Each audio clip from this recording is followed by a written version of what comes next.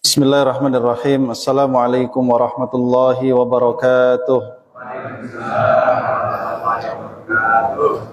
Alhamdulillahi rabbil alamin alladzi nazzala al-furqana ala 'abdihi liyakuna lil alamin nadhira.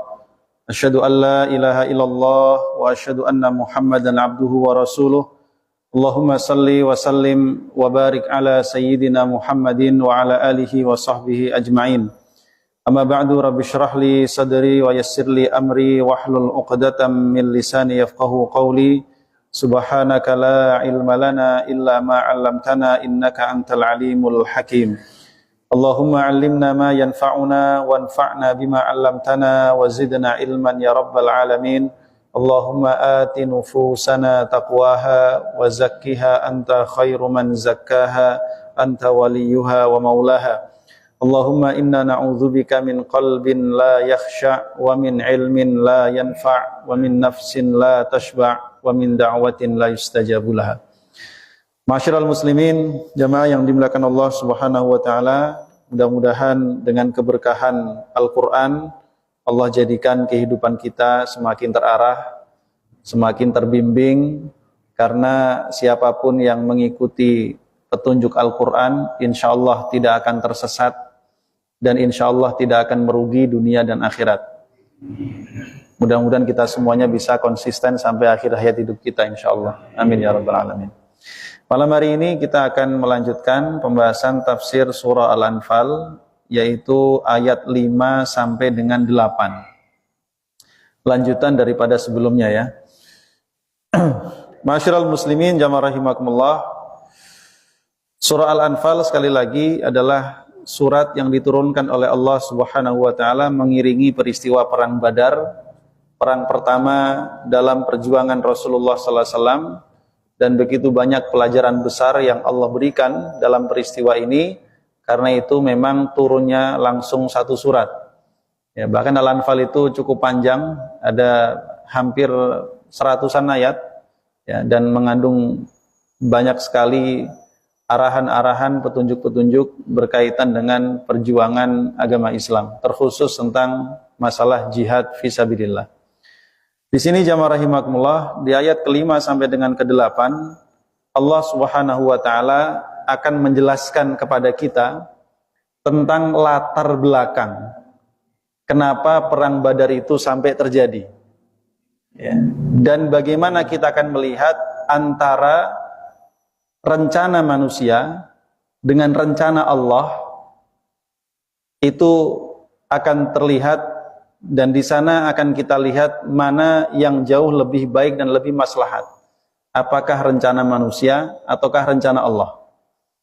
Nah, di sini ayat 5 sampai dengan ke-8 ini sekaligus juga menjelaskan kepada kita tentang alasan sekaligus juga tujuan. Boleh jadi kita sebut sebagai hikmah kenapa Allah menginginkan terjadinya perang Badar.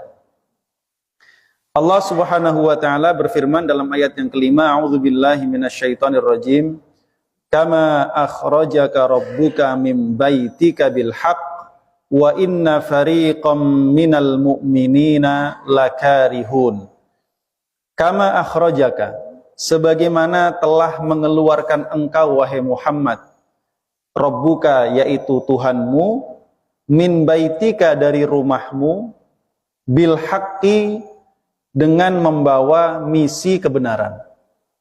Wa inna fariqam minal mu'minin, dan sungguh sekelompok orang-orang yang beriman, lakarihun, benar-benar terdapat ketidaksukaan dalam hati mereka. Yujadilunaka fil haqqi ba'dama tabayyana ka'annama yusaquna ilal mauti wa hum yanzurun.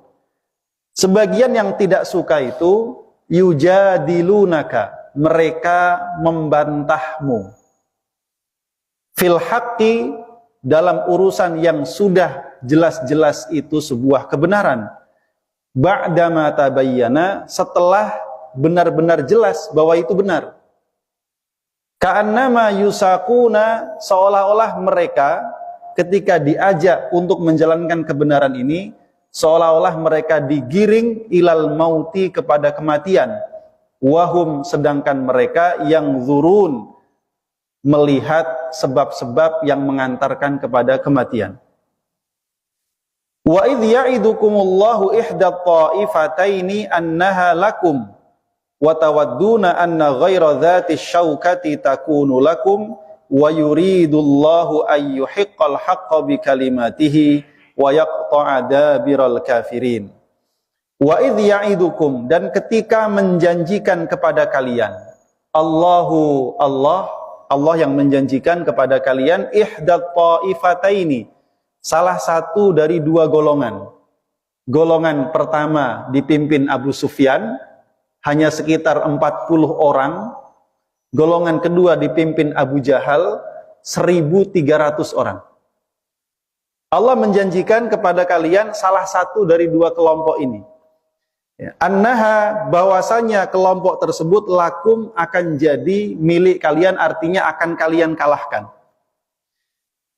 Wa tawadduna, dan kalian menginginkan anna ghaira dzati syaukah, bahwa kelompok yang tidak memiliki kekuatan, berarti kelompok mana? Abu Sufyan apa Abu Jahal?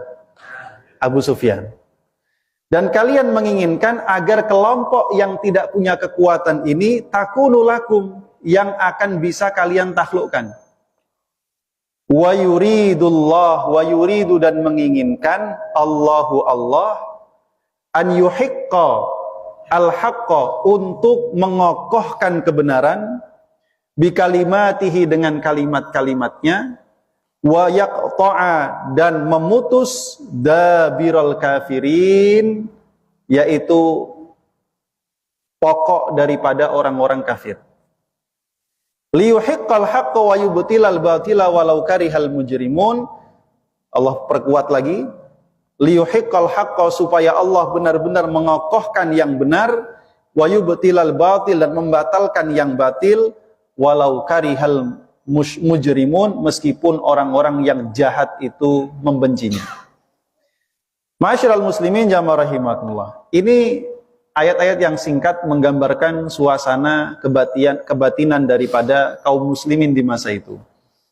Ya, sebagaimana diriwayatkan oleh Ibnu Ishaq dari Abdullah bin Abbas radhiyallahu anhuma, ketika Rasulullah SAW mendengar informasi bahwa rombongan Abu Sufyan yang pulang dari negeri Syam habis berdagang dengan membawa harta yang jumlahnya sangat luar biasa, banyak sekali. Dan mereka ini hanya dikawal oleh sekitar tadi 40 orang saja. Itu mereka pulang dari Syam. Waktu berangkat, bawa hartanya banyak juga, Pak.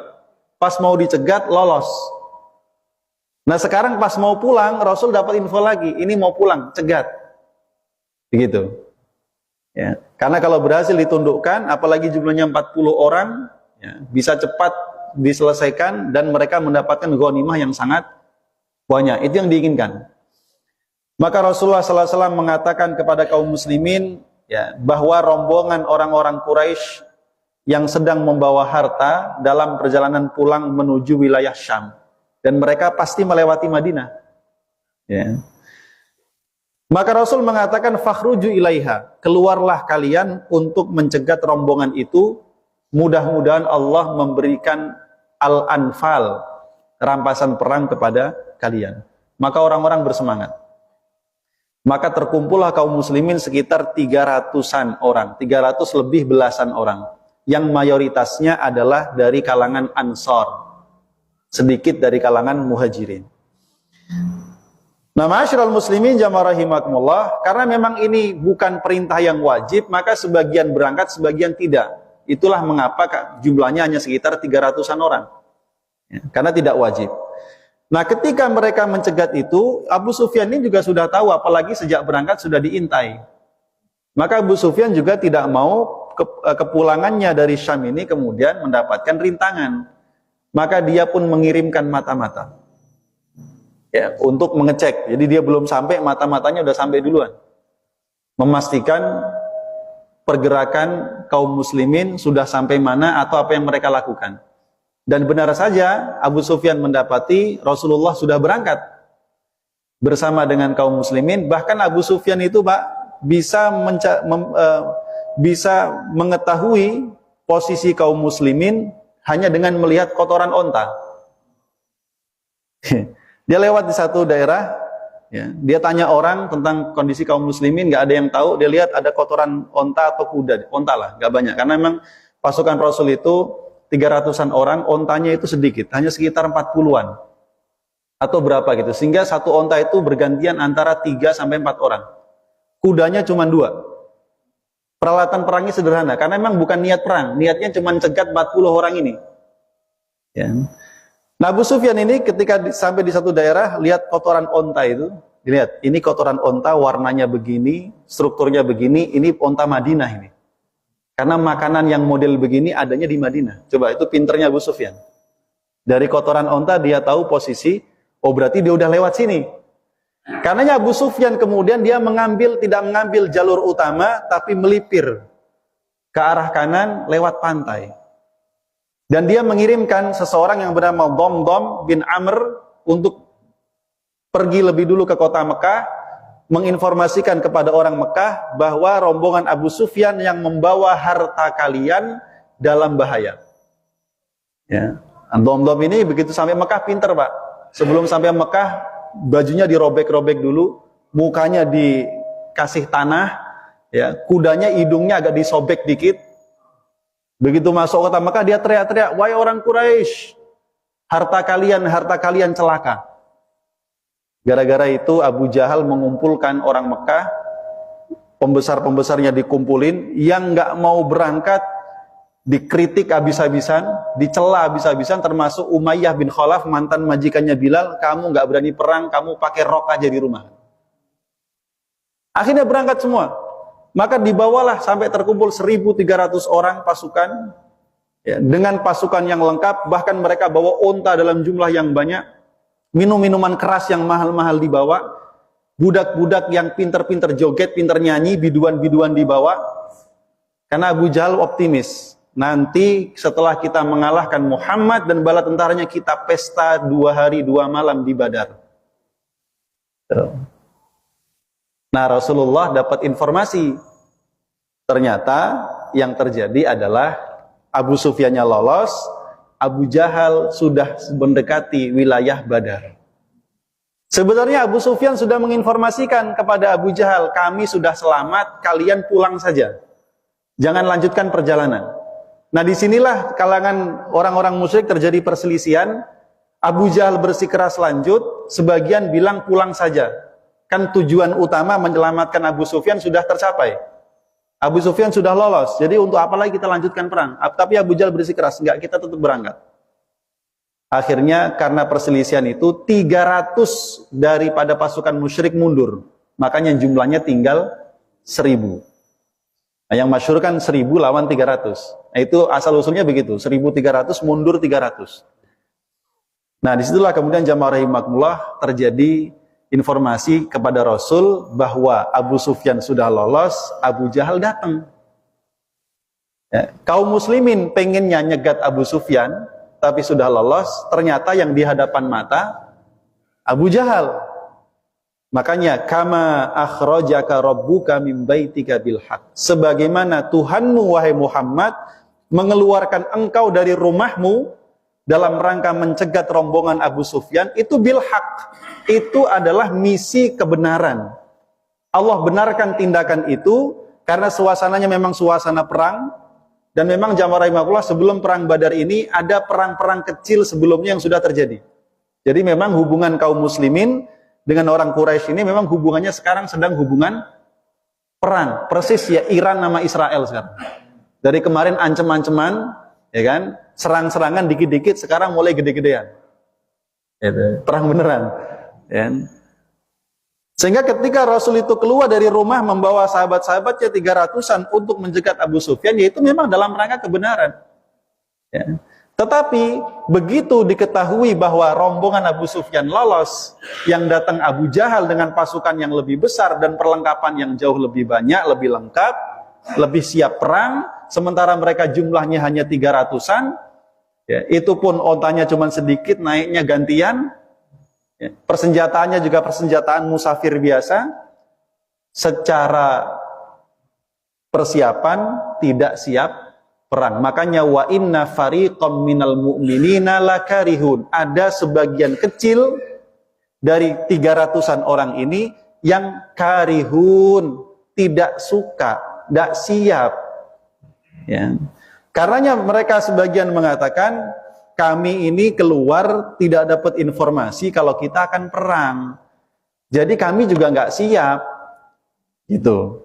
Ya. Dan ini bukan karena mereka kemudian membangkang perintah Rasul, bukan. Semata-mata karena mereka mempertimbangkan memang mereka tidak siap. Seperti itu. Ya. Wa inna fariqam minal mu'minina lakarihun. Ya. Sehingga kemudian sebagian mereka yujadilunaka fil haq. Sebagian mereka yang tadi itu tidak suka itu atau belum siap membantah engkau wahai Muhammad fil haqqi ba'dama tabayyan. Membantah kebenaran yang sudah jelas-jelas itu benar. Artinya memang Allah menghendaki rombongan Abu Sufyan lolos, Abu Jahal yang datang. Allah memang yang menghendaki terjadi peperangan.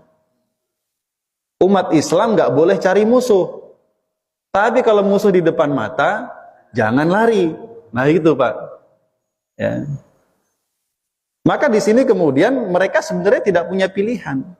Kecuali harus perang. Karena di saat itu, perintah perang itu sudah menjadi sebuah kewajiban. Allah pengen mereka bertempur melawan orang musyrik. Nah, disinilah jamaah rahimakumullah terjadi dialog yang cukup menarik antara Rasulullah dengan para sahabatnya. Makanya disampaikan mereka yang membantah itu seolah-olah yusakuna ilal mauti wahum yanzurun. Ya, seolah-olah mereka itu takut menghadapi musuh karena mereka merasa kok kematian di depan mata. Jumlah kita sedikit, peralatan sederhana, musuh jumlahnya banyak, perlengkapannya lengkap. Ya, secara logika mustahil menang. Nah itu, dan itu tentu adalah merupakan pikiran manusiawi. Betul Pak ya? Pikiran manusiawi. Coba Indonesia lawan Jepang, Pak. Bapak jagoin mana, Indonesia apa Jepang?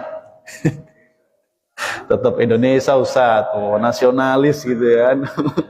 Walaupun sudah tahu prediksinya gimana kan gitu. Ya. Ya kalau bola kalah nggak apa-apa, kalau perang kalah nyawa hilang, Mbak. Nah itu kan. Nah, maka di sini yang menarik jamaah rahimakumullah, ya. Terjadilah dialog, sebagian orang mengatakan kami tidak siap perang karena tadi alasannya, tapi yang menarik Rasulullah minta pendapat Abu Bakar. Abu Bakar menjawab dengan jawaban yang cukup menarik. Ya, begitu pula Umar menjawab dengan jawaban yang baik. Lalu Rasulullah SAW ya mengatakan imdi lima amarakallah ya. Mohon maaf, ada sahabat namanya Miqdad bin Amr. Miqdad bin Amr mengatakan, ya Rasulullah, teruskan apa yang diperintahkan Allah kepadamu, kami tetap bersama engkau. Ya. Demi Allah, kami tidak akan berkata-kata seperti perkataan Bani Israel kepada Nabi Musa. Apa perkataannya? Wahai Musa, kamu pergi sendiri bersama Tuhanmu, silahkan berperang, kami tunggu di sini. Nanti kalau sudah menang, tolong WA. Nah, itu Bani Israel, Pak. Miqdad mengatakan kami tidak akan mengucapkan kalimat yang sama yang diucapkan Bani Israel kepada Nabi Musa. Akan tetapi ya Rasul, kami akan mengatakan, berangkatlah engkau ya Rasul bersama dengan Tuhanmu, berperanglah engkau dengan Tuhanmu, kami tetap bersamamu juga akan berperang membela engkau dan Allah. Nah, demi zat yang jiwa kami, demi zat yang jiwamu ada di tangannya, seandainya ya, engkau berjalan sampai dengan wilayah Barkul Ghimat, maka kami tetap akan membersamai engkau ya, sampai kapanpun. Maka Rasulullah pun bergembira dengan kalimat itu. Tapi Rasul belum cukup. Rasul ingin minta pendapat sahabat Ansor, karena saat itu mereka jumlahnya mayoritas. Maka Rasul mengatakan, asyiru alayya ayuhan nas, tolong berikan pendapat kalian wahai orang-orang. Maka di sini pemimpin kalangan Ansor, yaitu sahabat yang bernama Sa'ad bin Mu'adz, ya. Sa'ad bin Mu'adz, dia mengatakan kepada Rasulullah SAW, Ya. Sepertinya engkau meminta pendapat kami ya Rasulullah. Maka Rasul pun mengatakan, tepat sekali. Maka Sa'ad bin Mu'adz pun mengatakan, ya Rasul, kami ini sudah beriman kepada engkau. Kami membenarkan engkau. Dan kami telah menyaksikan, bersaksi bahwa engkau benar-benar seorang nabi yang membawa kebenaran. Dan kami pun telah memberikan kepada engkau janji setia kami untuk senantiasa mendengar dan patuh. Ansor dulu pernah baiat Aqobah 1, baiat Aqobah 2. Maka lanjutkanlah ya Rasulullah apapun yang engkau inginkan. Demi zat yang jiwamu berada di tangannya, seandainya engkau pun menyelami lautan, maka kami pun akan ikut menyelam bersama engkau. Tidak akan ada seorang pun di antara kami, kalangan Ansor, yang tertinggal walaupun hanya seorang. Ya. Ini keren Pak. Kalau di medan pertempuran heroik sekali kalimat seperti ini. Ya. Ya. Begitulah ya kemudian yang disampaikan, dan Rasulullah sangat bergembira sehingga kalimat kaum muslimin ini kemudian sudah bersatu. Dan ini Pak, inilah sumber kekuatan utama kaum muslimin. Ya. Persatuan, kesatuan, persaudaraan di bawah bendera la ilaha illallah Muhammadur Rasulullah. Ya. Yujadilunaka fil haqqi ba'dama tabayyana ka'annama yusaquna ilal mauti wa hum yanzurun. Ya. Maka kemudian wa idh ya'idukumullahu ihdat ta'ifataini annaha lakum wa tawadduna anna ghaira dzati syaukati takunu lakum wa yuridullahu an yuhiqqal haqqa bi kalimatihi wa yaqta'a dabiral kafirin. Ketika Allah menjanjikan kepada kalian salah satu dari dua kelompok besar tadi, ya, satu besar duitnya, yang satu besar jumlahnya, ghanimahnya juga banyak, sama. Ya. Tetapi wa yuridullahu an yuhiqqal haqqa. Kalian menginginkan supaya kelompok Abu Sufyan yang berhasil kalian cegat, orangnya sedikit, gampang ditaklukkan, hartanya banyak. Kan enak Pak. Dan itu lumrah, manusia pengen yang gampang, bukan yang susah-susah. Ya kan? Kalau disuruh milih mau ngelawan Abu Sufyan apa Abu Jahal? Kita aja bisa jawab Abu Sufyan dong. Ya. Itu keinginan kaum muslimin di masa itu. Ya. Tetapi Allah punya keinginan lain, Pak. Wa yuridullahu an yuhiqqal haqqa. Allah menginginkan agar kebenaran itu semakin kokoh. Ya. Dan Allah menginginkan agar dedengkot orang-orang kafir ini habis. Karenanya kaum muslimin harus berhadapan dengan kelompoknya Abu Jahal. Nah, di sini kita mendapati sebuah pelajaran besar. Kaum muslimin punya keinginan. Allah juga punya keinginan. Keinginan kaum muslimin ini wajar sebagai seorang manusia dan mereka tetap di atas kebenaran. Tetapi Allah memiliki kehendak yang tentunya kehendak Allah itu berada di atas semua kehendak makhluknya. Ya. Maka di sini akan Allah tunjukkan kepada kaum muslimin antara kehendak mereka dengan kehendak Allah, mana yang lebih maslahat, maka jelas kehendak Allah Subhanahu wa taala. Karena perang ini kelak akan berakhir dengan kemenangan kaum muslimin. Dari kaum muslimin yang tewas hanya 14 orang, walaupun ini cukup banyak, sedangkan di kalangan orang musyrik terbunuh 70 orang, itu sudah plus dedengkot-dedengkotnya. Jadi pemimpin Quraisy yang dulu semua jahat kepada Rasul tewas semua di perang Badar. Kecuali ketinggalan satu, Abu Lahab. Karena dia di Mekah gak ikut perang. Ya, dia ngirim wakil sama nyumbang duit. Pinter dia. Abu Lahab. Ya. Yang lainnya tewas di perang Badar itu, bahkan tewas dalam kondisi yang sangat mengenaskan. Ya. Selain itu, 70 orang musyrik tertawan. Berarti otomatis 1000 itu kurang 140, Pak. Dan harta mereka yang tadinya mereka bawa, itu semua menjadi rampasan perang yang nanti disebut dengan Al-Anfal, yang dalam proses pembagiannya terjadi perselisihan yang kemarin sudah kita bahas. Nah, jadi di sini, kalau ditanya antara keinginanmu dengan keinginan Allah, mana yang lebih baik? Waktu sebelum perang bilangnya keinginan kami baik. Tapi begitu setelah perang dan sudah menang, pasti akan mengatakan kehendak Allah lebih baik. Disinilah kita belajar. Manusia itu dengan keterbatasan akalnya, dia tidak bisa menjangkau sesuatu yang melebihi batas kemampuan pengetahuan dia. Boleh jadi dia menyangka sesuatu yang buruk itu disangka baik.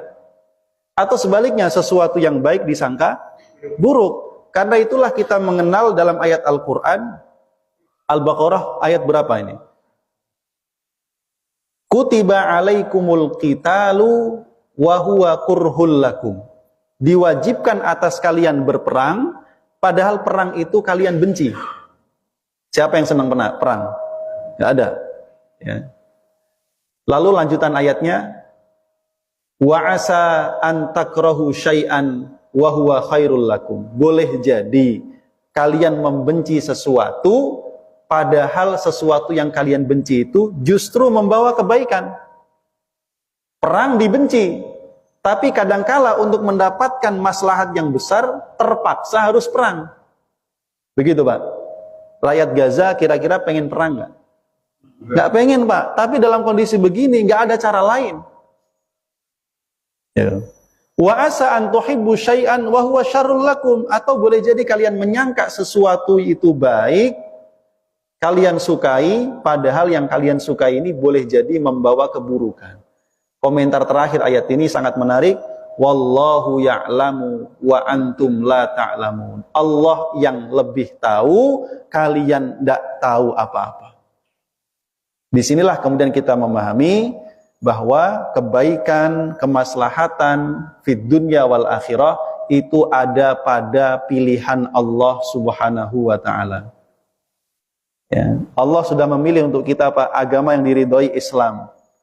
Islam sudah memiliki struktur hukum yang disebut dengan syariah. Maka syariat Allah itu sudah pasti lebih baik dibandingkan syariat yang dibuat oleh manusia. Ya. Syariat Allah, aturan Allah sudah pasti jauh lebih baik, lebih maslahat dibandingkan aturan manusia. Itu pelajaran besarnya. Ya. Karena itu juga kita mengambil pelajaran, kita ini dalam hidup juga punya rencana, Pak. Kita punya rencana tentang masa depan anak kita, ya. Kita punya rencana tentang masa depan hidup kita seperti apa. Pengennya nanti seperti ini, pensiun, punya rumah di sana, begini. Itu rencana kita. Tapi Allah punya rencana juga. Kira-kira yang berlaku rencana siapa? Rencana Allah. Oleh karena itu kita harus yakin rencana Allah pasti lebih baik, walaupun terkadang terasa sakit terlebih dahulu. Di sini kita memahami tentang makna ridho terhadap takdir Allah Subhanahu wa ta'ala. Kaum muslimin pengennya ketemu rombongan Abu Sufyan, tapi takdir Allah mengatakan enggak, kalian harus ketemu rombongan Abu Jahal. Ya. Dan ternyata setelah dijalani, ya, benar-benar mereka dapati rencana Allah jauh lebih maslahat. Ya. Karena dengan terbunuhnya pimpinan-pemimpin orang-orang Quraisy ini kan benar tuh, liyuhiqqal haqqa wa yuridullahu an yuhiqqal haqqa. Allah ingin mengokohkan kebenaran yaitu Islam, wa yaqta'a dabiral kafirin. Allah ingin memangkas, ya, menghilangkan bekas-bekas orang-orang yang kafir, maksudnya pemimpin-pemimpin Quraisy. Karena setelah itu otomatis orang Quraisy ini menjadi lemah. Ya. Maka tidak tersisa pimpinan mereka kecuali Abu Sufyan saja. Dan Abu Sufyan ini masih cukup muda lah. Usianya nggak terpaut jauh daripada Rasulullah Sallallahu Alaihi Wasallam. Adapun Abu Lahab setelah mendengar informasi bahwa orang-orang musyrik ini kalah di medan Badar, nggak lama dia sakit, jatuh atau gimana, ya, atau kepalanya dipukul siapa lupa, dan sakitnya makin lama makin parah, mati sendiri. Abu Lahab. Allah matiin juga dengan cara yang lain, begitu. Ya. Nah, jadi ma'asyiral muslimin jamaah rahimakumullah, wa yaqta, itulah dua kalimat yang Allah pilih. Wa yuridullahu an yuhiqqal haqqa. Allah ingin mengokohkan kebenaran sehingga setelah itu, ya, kekuatan Islam itu mulai mencuat di kancah politik internasional. Oh, siapa nih? Orang Quraisy yang selama ini diyakini sebagai suku Arab yang paling mulia, diyakini suku Arab yang paling kuat karena mereka menjaga tanah suci Mekah sekaligus menjadi tuan rumah bagi ibadah haji, tiba-tiba dikalahkan dengan kelompok kecil yang baru tumbuh, yaitu Islam di bawah pimpinan Nabi Muhammad SAW yang ternyata asalnya juga dari Mekah sendiri. Coba kira-kira berita zaman itu hotline newsnya kayak apa? Kan heboh, tiba-tiba Amerika Pak kalah sama mujahidin dari Gaza. Kan heboh tuh dunia. Ya. Presidennya, tentara, jenderal-jenderalnya mati semua. Kan keren gitu. Nah, kira-kira gambaran kurang lebihnya begitu. Ya. Itulah keinginan Allah. Jadi Allah selalu memiliki rencana yang jauh lebih indah dan lebih baik. Karenanya kalau kita bertanya, ya Allah, ya Ustadz, kenapa saudara kita di Gaza kok diuji sampai sudah hampir 2 tahun ini nggak berhenti-berhenti perangnya? Kasihan mereka menderita, kampung halamannya hancur semua, keluarganya binasa, yang masih hidup ada yang kelaparan, ada yang mohon maaf cacat permanen dan seterusnya. Kok Allah tega Ustadz? Ya bukan Allah tega, Allah memiliki rencana lain.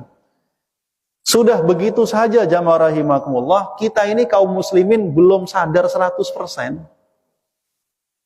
Harus berapa banyak korban lagi supaya umat Islam ini sadar. Bapak mantau nggak informasi sekarang nih? Ada Global March for Gaza.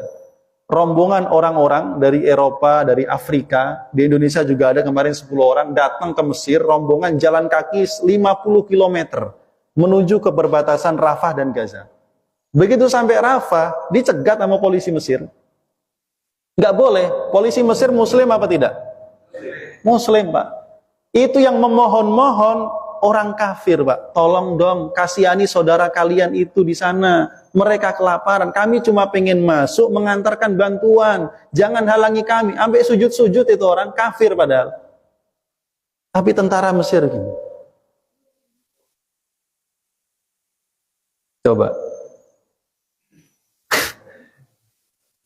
Miris, Pak. Ya. Ya. Ya tentara kerja. Siapa yang nyuruh? Jenderalnya. Jenderalnya tunduk sama atasannya, panglima tertinggi, presidennya. Presidennya presiden hasil kudeta zaman dulu. Ya. Perbatasan untuk memasukkan bantuan ke Gaza itu yang paling cepat melalui pintu Rafah yang itu dikuasai Mesir. Coba sebotol air aja nggak bisa lewat, Pak. Padahal saudaranya di seberang sana kelaparan, kehausan. Coba, As-Sisi, presiden Mesir, lebih takut kepada Amerika, lebih takut kepada Zionis daripada kepada Allah Subhanahu wa Ta'ala. Ya mudah-mudahan Allah berikan hidayah. Ya. Jadi begitulah. Tentu kalau kita melihat semua suasana ini, cara pandang kita harus kita samakan. Sebagaimana rakyat Gaza yang mengalami penderitaan itu, mereka tetap yakin bahwa takdir Allah tetaplah yang terbaik. Mereka selantiasa berhusnudzon kepada Allah, walaupun penderitaannya sudah habis-habisan itu. Tetap berhusnudzon kepada Allah bahwa inilah tetap yang terbaik. Kalaupun kami mati menjadi syahid, ya kan? Kalaupun kami hidup, kami tetap hidup mempertahankan tanah kami yang merupakan bagian daripada tanah suci yang dimuliakan oleh Allah Subhanahu wa Ta'ala dalam Al-Quran. Ya. Jadi ya nggak ada ruginya. Itulah cara pandang kaum muslimin. Makanya Rasul mengatakan ajaban li amril mu'min. Sungguh mengherankan orang beriman itu. Kenapa? Seluruh urusan hidupnya dianggap baik. Kalau dia mendapatkan nikmat dan kebahagiaan, dia bersyukur. Maka itu baik baginya. Dan kalaupun dia ditimpa kesulitan, kesusahan, musibah, dia bisa bersabar dan itu baik baginya. Dan semua itu kata Rasul tidak bisa dilakukan kecuali oleh orang yang benar-benar beriman. Ya. Liyuhiqqal haqqa wa yubtilal batila walau karihal mujrimun. Dan Allah akan tetap mengokohkan kebenaran itu dan membatalkan yang batil, yaitu kemusyrikan yang dimaksud, dan kebenaran yang dimaksud adalah Islam, walau karihal mujrimun, meskipun orang-orang yang mujrim, penjahat-penjahat itu tidak suka. Ya. Ini ya. Jadi kita bayangkan begini, Rasul dapat informasi, Muhammad, Abu Sufyan lolos. Yang di depan mata Abu Jahal. Tapi tenang, Allah sudah menjanjikan kalian pasti menang. Ya. Ini maka disebut yujadilunaka fil haqqi ba'dama tabayyan. Mereka membantahmu tentang kebenaran yang sudah jelas. Maksudnya kebenaran yang sudah jelas itu adalah memang harus perang, dan hasil akhirnya sudah Allah kasih tahu, pasti menang. Ya kalau udah begitu, ya semangatnya harusnya nggak 100% lagi, Pak, 2000% kalau perlu. Karena sudah pasti menang. Tapi pasti menang itu, Pak, harus ada pengorbanan. Ya kan? Harus ada pengorbanan, harus rela berjuang, bermalam-malam, ya, begadang, sampai nanti kita akan lihat berbagai macam hal yang dialami. Jadi jangan dikira terus karena udah ada janji menang, tinggal diliatin musuhnya langsung kalah. Enggak. Ada berbagai kesulitan yang dialami, Pak. Ya. Sampai nanti Allah datangkan berbagai macam pertolongan-pertolongan dari langit, mulai dari ngantuk, air hujan, macam-macam pertolongan, sampai malaikat yang diturunkan oleh Allah dari langit. Ya. Begitu. Insya Allah kita akan dapati pada pembahasan yang berikutnya. Iya, karena ayatnya perang seru, Pak. Ya, kebetulan dunia internasional juga lagi dalam kondisi yang seperti ini. Ya, tentu sebagaimana disampaikan dalam Al-Quran, perang itu nggak disukai. Tapi kalau tidak ada cara lain untuk mencapai maslahat yang lebih besar kecuali dengan perang, walaupun harus dengan membayar sekian banyak nyawa, ya harus dijalani. Dan itulah mengapa para pemimpin mujahidin yang sudah tewas sebelumnya, Ismail Haniya, Yahya Sinwar mengatakan, rakyat kami yang telah menjadi syuhada, maka darah mereka tidak akan pernah disia-siakan. Karena itulah memang harga yang harus kita bayar kepada Allah untuk mendapatkan kemenangan dan membebaskan Masjidil Aqsa. Ya, memang begitu. Ya. Jadi begitulah perjuangan itu harus dibayar, harus ada pengorbanan, diantaranya dengan darah. Indonesia ini merdeka bukan dikasih sama penjajah, tapi setelah mengorbankan sekian banyak pahlawan, baik yang tersebut namanya terdaftar dalam daftar pahlawan nasional ataupun yang tidak terdaftar, jumlahnya jauh lebih banyak. Kan? Harus dibayar, memang itu membebaskan Indonesia, apalagi untuk tanah Palestina yang merupakan milik seluruh umat Islam di dunia ini, dan di situ ada Masjidil Aqsa yang merupakan kiblat pertama umat Islam. Bahkan seorang pengamat yang sempat berkunjung ke Indonesia, ya, beliau meneliti tentang Al-Quds itu udah puluhan tahun. Beliau mengatakan, Syekh Al-Awaisi kalau tidak salah, bahwa Masjidil Aqsa itu tolak ukur kondisi umat Islam. Kalau Masjidil Aqsa itu aman, damai, sejahtera, sentosa, orang bisa beribadah di situ dengan bebas tanpa gangguan, tandanya umat ini sedang dalam kondisi baik-baik saja. Tapi kalau Masjidil Aqsa terjajah, dikuasai oleh penjajah, dinistakan, orang Islam dihalangi sholat di sana, itu menandakan umat Islam sedang bermasalah. Dan dalam sejarahnya kita akan melihat begitu. Dulu setelah ditaklukkan oleh Umar bin Khattab, dimakmurkan begitu luar biasa, sampai nanti direbut kembali oleh pasukan salib. Itu waktu direbut oleh pasukan salib, Pak, genangan darah di sekitar Palestina setinggi lutut kuda. Darah siapa? Umat Islam. Lalu datanglah era berikutnya, kalau tidak salah mungkin seabad kemudian itu. Barulah datang sosok Salahuddin Al-Ayyubi, yang setelah dia berhasil menyatukan kaum muslimin, dia baru membawa rombongan pasukan untuk membebaskan Masjidil Aqsa. Ya. Sekian tahun kemudian, sampai kemarin direbut lagi oleh orang Zionis hari ini. Ya.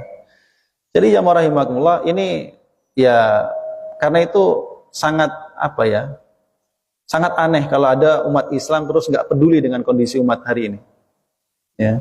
Kita semua minimal peduli, up to date informasinya, dan tahu apa yang harus kita lakukan. Minimal kita bisa ngomong kepada tetangga kita, orang kita. Jadi menyamakan semangat. Karena kalau ini kita tidak mulai, ya, syarat pertama mendapat pertolongan Allah itu nggak tercapai, yaitu syarat persatuan.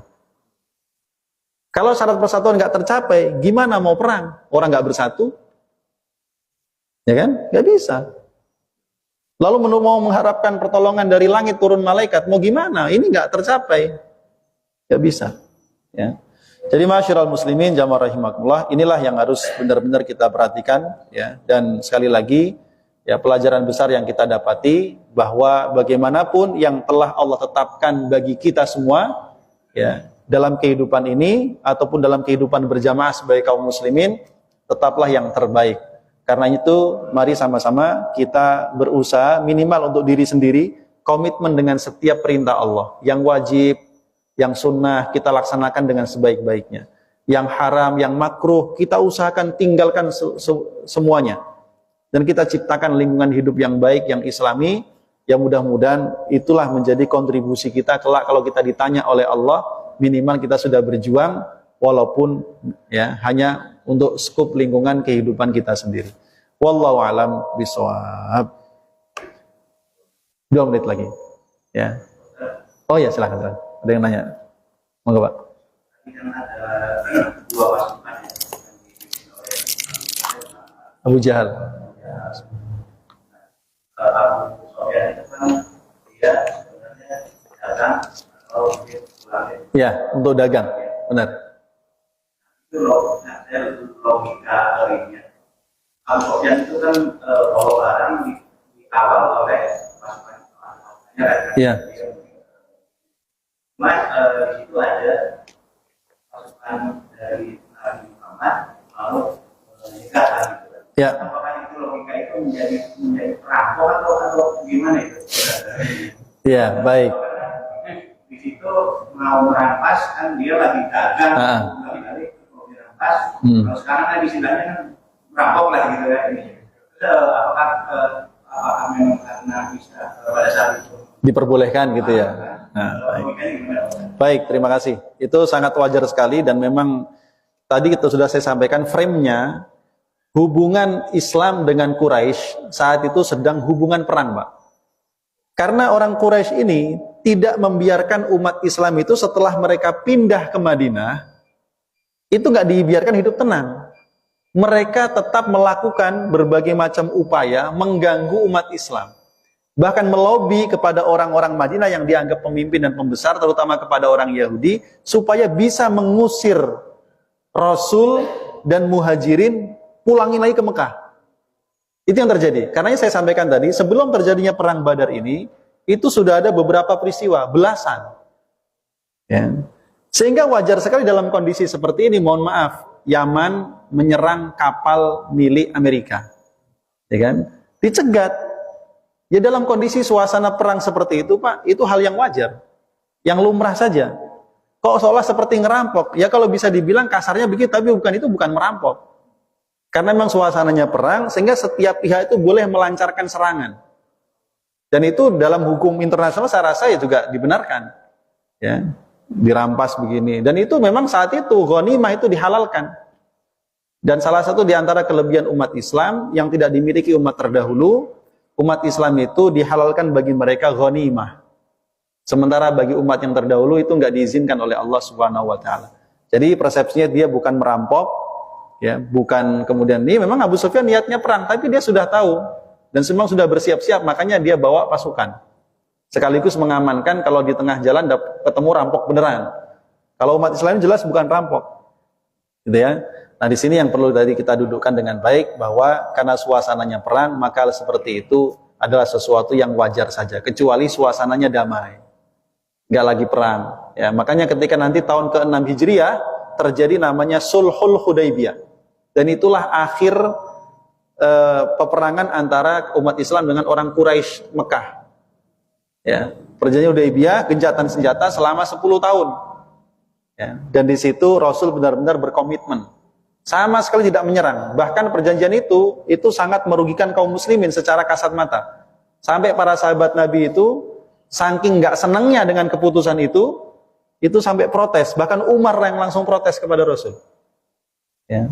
Tapi ternyata lagi-lagi tadi Allah punya rencana lain. Ternyata setelah diteken perjanjian itu, 2 tahun kemudian, tahun 8 bulan Ramadan tahun 8 Hijriah, Rasul membawa 10.000 pasukan datang ke Mekah, ya, menaklukkan kota Mekah. Ya, Lusat katanya 10 tahun perjanjiannya, karena orang Mekah juga sudah terlebih dahulu melanggar perjanjian itu. Kalau seandainya mereka nggak melanggar, Rasul nggak mungkin bawa itu, karena mereka sudah melanggar dulu, maka Rasul bawa 10.000 pasukan. Begitu jamaah rahimakumullah. Jadi wallahu a'lam bishawab, begitulah ya kita memahami situasi. Jadi kalau hari ini orang-orang Gaza itu melancarkan serangan misalkan ke wilayah Israel, kena rakyat sipil, itulah resiko peperangan. Wallahu a'lam bishawab. Subhanakallahumma wa bihamdika, asyhadu an la ilaha illa anta, astaghfiruka.